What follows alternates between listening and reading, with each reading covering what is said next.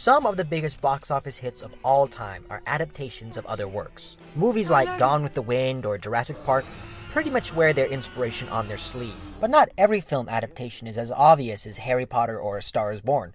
Sometimes, you wouldn't know a film is an adaptation of a novel unless you were familiar with the work itself to catch all the little in-jokes and references contained within. With that in mind, here are 5 film stealth adaptations.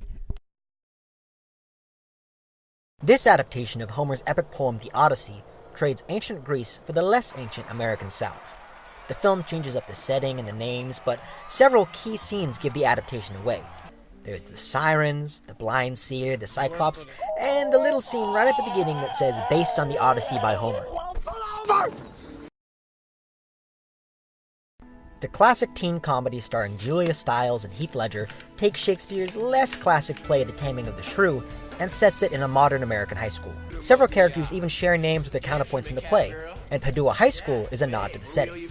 The movie even slits in some Shakespearean sonnets with lines like, "Sweet love, renew thy force." I hate it when you make me laugh. Even worse when you make me cry. Just one of many adaptations of Joseph Conrad's groundbreaking The Heart of Darkness, which has inspired works that vary from the terrible Bill Maher vehicle Cannibal Woman in the Avocado Jungle of Death to the pretty good video game Spec Ops: The Line.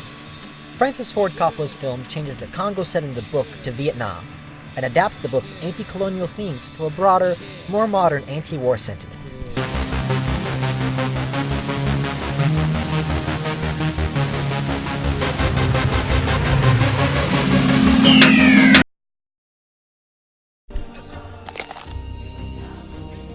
Another adaptation from the Bard, but this time from one of his good plays, Hamlet. Hamlet, of course, has a million different things going on over the course of its 5-hour runtime, so the 90-minute movie focuses on the main plot of the murderous uncle killing a king, and the prince's plot to get revenge. It throws in some comic relief for good measure, and cuts out all the scenes about how much Hamlet wants to bang his mom. For the kids, of course.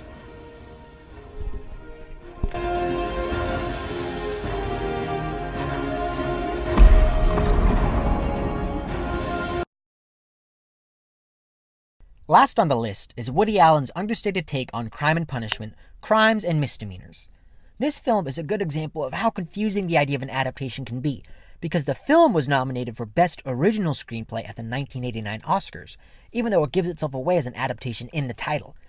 While both works pose the same question of how a person can live with themselves when they know that they are guilty of murder, the endings are different.